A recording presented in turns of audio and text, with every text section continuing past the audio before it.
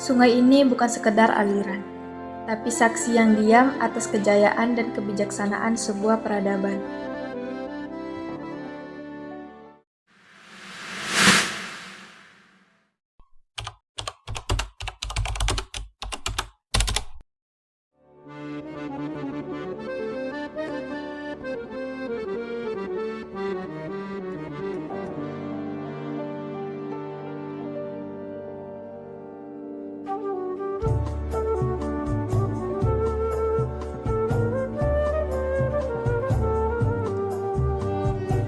Pagi hari di tanah ini bukan sekedar rutinitas. Ia adalah perayaan rasa yang diwariskan turun-temurun. Lemang dibakar perlahan, suduhan akar alang-alang mengepul hangat.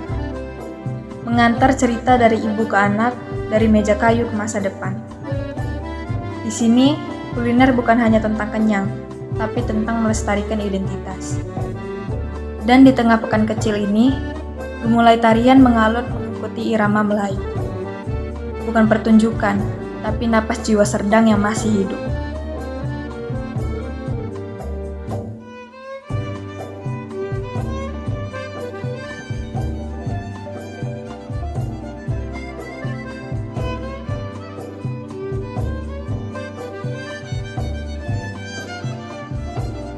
Masjid Raya Kesultanan Serdang, tempat di mana doa-doa dilantunkan dalam bahasa yang tak pernah punah.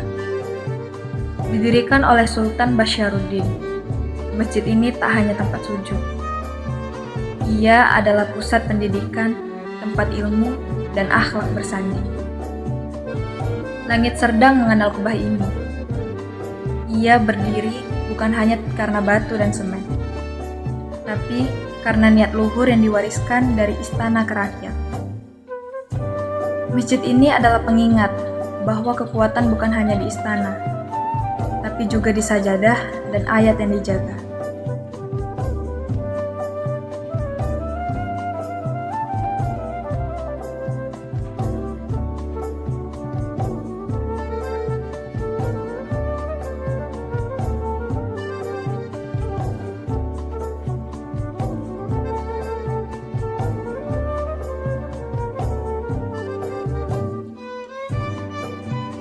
Laut menyentuh tanah dengan lembut, dan nelayan kembali dari perahu mereka membawa lebih dari sekedar hasil tangkapan.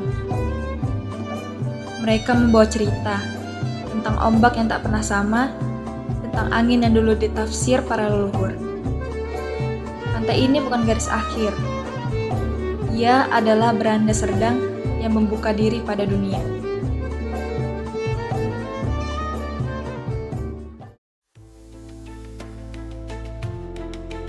Dan di jantung Serdang, berdirilah sebuah warisan yang tak lekang oleh musim.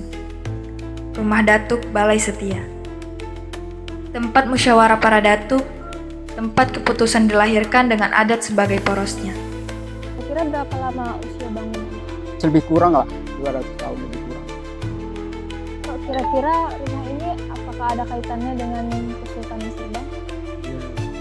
Itu jelas ada kaitannya dengan kesultanan kan. Dulu fungsinya rumah ini untuk apa ya? Fungsinya rumah ini dulu, kalau ada masyarakat sini yang berselisih paham, dipanggillah oleh kedatukan ini untuk mendamaikan lah gitu kan, masalah itu, menyelesaikan gitu. Ini harapan Datuk dengan rumah Datuk ini? Harapan kami kepada masyarakat setempat juga, suku budaya Melayu dapatlah memelihara bangunan ini ya, supaya jangan hilang ditelan masa lah gitu ya, sebagai sejarah, ada suatu sebagai sejarah, supaya kita hidupkan kembali, berfungsi kembali sebagaimana mestinya lah gitu, yang sesuai dengan harapan masyarakat.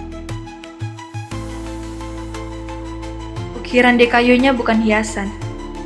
Ia adalah aksara tanpa tinta, yang berbicara tentang nilai dan martabat. Atapnya menjulang, bukan untuk menyombong, tapi untuk menaungi. Tak ada singgasana, karena kekuasaan dalam budaya Serdang bukan tentang tinggi duduk, tapi tentang rendah hati dan adil menimbang. Di rumah ini generasi dibentuk, dan di rumah ini adat dijaga.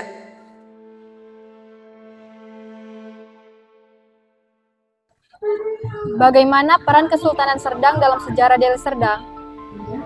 Peran Kesultanan Serdang ya di dalam Deli Serdang tuh sangat-sangat berperan. Mengapa? Karena jati diri dari kabupaten ini adalah peradaban Kesultanan Serdang sendiri. Jadi memang sangat dekat dan itulah jati diri dan identitas dari Deli Serdang. Mengapa rumah adat seperti ini penting untuk generasi muda? Generasi muda adalah generasi penerus ya, tetapi mereka harus memahami jati diri di mana mereka berasal.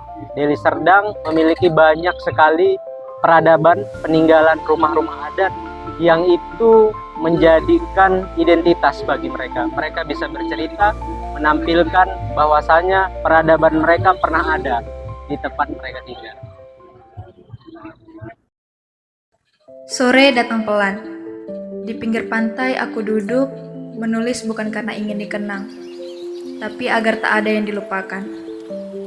Serdang bukan hanya halaman dalam buku sejarah.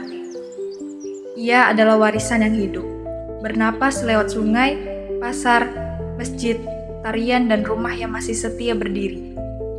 Dan kita adalah pewaris yang punya tugas menghidupkan kembali, bukan sekedar mengenang.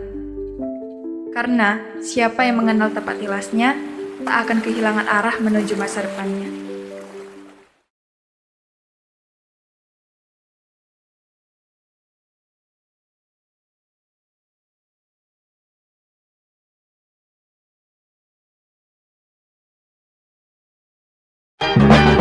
One is the loneliest number that you'll ever do. Two can be as bad as one. It's the loneliest number since the number one.